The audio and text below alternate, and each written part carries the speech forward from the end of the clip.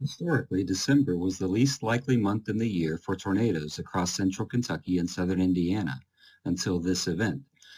Only 9 recorded tornadoes had hit the Louisville County warning area in the month of December. This event, with its 18 tornadoes, is tied for the third most prolific outbreak of tornadoes in Louisville's records. Despite this rarity, the newer ensemble tools were hitting at a severe event upcoming. These signals gave our forecasters confidence to strongly message and prepare for the tornadic potential.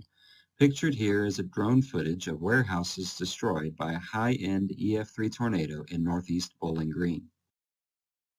One of our meteorologists, Jessica Lee, started studying the EFI and shift of tails, or SOT, in early 2021.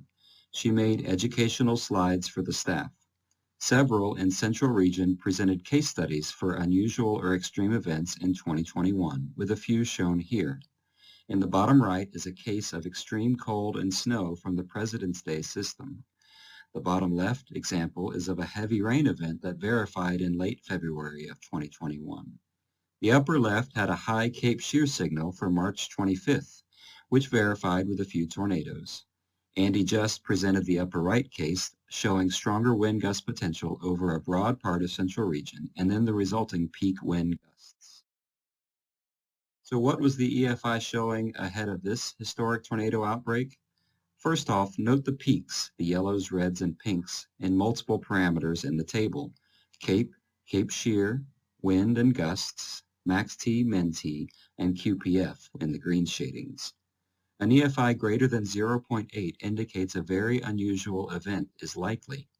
A shift of tails of 0 or greater, basically any contour on the map, co-located with these higher values indicates that at least 10% of the ensemble members lie outside the first or 99th percentile in model climatology.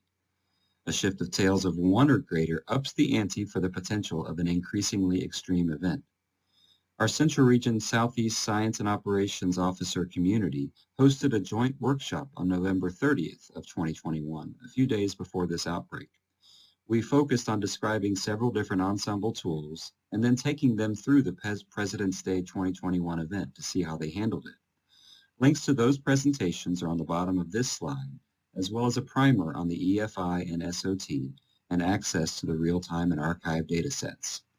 Between these examples and the consistent training, and then seeing this persistent signal for a very unusual event to occur somewhere in the Ohio Valley, our forecasters started sounding the alarm that something dangerous was coming. Our area forecast discussion began mentioning the threat for stronger storms on the Sunday mid-shift well before the Friday night event.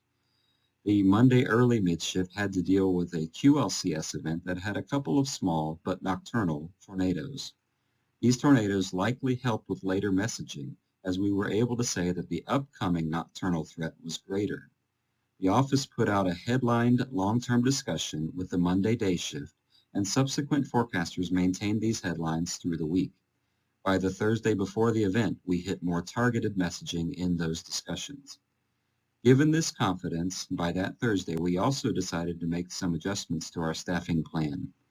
We requested that Central Region activate their Remote Mesoanalyst Assistant, or RMA, program for Friday night. A sampling of that discussion is in the upper right. We intentionally moved our staffing schedule to allow an expert warning forecaster to work a split evening and overnight shift. We started up conference calls a day earlier than our standard practice, as we have the desire to give our core partners plenty of notice of this upcoming hazardous weather. We put out several graphics through the week, with analytics showing usage increasing quite a bit by Friday. We posted educational material, including the WIA on Smartphones message made by our Pathway student Samantha Miklovitz. Between that messaging and what all of the Weather Enterprise did, many lives were saved. The office staff who went out and surveyed damage from the storms brought back many survivor stories of how our products and/or messaging from the Enterprise directly saved their lives. While seeing the devastation directly was difficult for our staff, at least reviewing these stories has brought comfort to know we are making a difference.